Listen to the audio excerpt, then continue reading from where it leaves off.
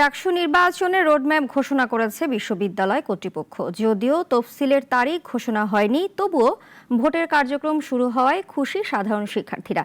এদিকে এমন জগাখিচুড়ি রোডম্যাপ দেওয়ায় ছাত্র সংগঠনগুলো করেছে সংবাদ সম্মেলন। গত মঙ্গলবার ঢাকা বিশ্ববিদ্যালয়ের জনসংযোগ দপ্তরের এক সংবাদ বিজ্ঞপ্তিতে ডাকসু নির্বাচনের রোডম্যাপ প্রকাশ করা হয়। রোডম্যাপ অনুযায়ী মে মাসের শুরুতে গঠন হবে নির্বাচন কমিশন। রিটার্নিং কর্মকর্তারা নিয়োগ পাবেন। মাসের মাঝামাঝি ভোটার তালিকা প্রস্তুত করবে নির্বাচন কমিশন। তারপর হবে তফসিল ঘোষণা। আয়োজন করেছি, সেখানে উপস্থিত আপনাদের সবাই। তবে নির্বাচনের নির্দিষ্ট তারিখ ঘোষণা না করায় ক্ষুব্ধ প্রতিক্রিয়া জানিয়ে জুন মাসের মধ্যেই নির্বাচন চায় ছাত্র অধিকার পরিষদ। কোনো অদৃশ্য শক্তি যেন এই ছাত্র সংসদ নির্বাচনকে বানচাল করতে না পারে।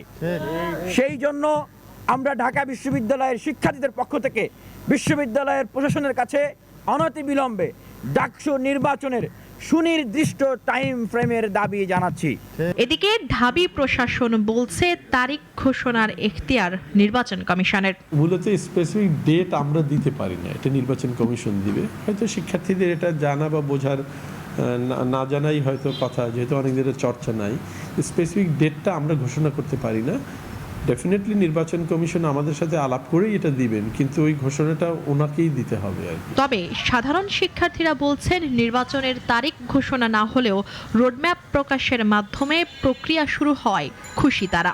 আর আমরা চাইবো যে ডাকসু রোডম্যাপগুলো যখন দেওয়া হয় তখন হচ্ছে আমাদের যারা অনার্স এবং মাস্টার্স পড়ুয়া স্টুডেন্ট আছে তাদেরকে যেন গুরুত্ব দেওয়া হয়। আমরা চাই যে ডাকসু নির্বাচন তাড়াতাড়ি হোক, সুষ্ঠুভাবে হোক। সাধারণ শিক্ষার্থীদের প্রত্যাশা ছাত্র প্রতিনিধি নির্ধারণে পূর্বের মতো কোনো টালবাহানা বা রাজনীতির রং না লাগুক।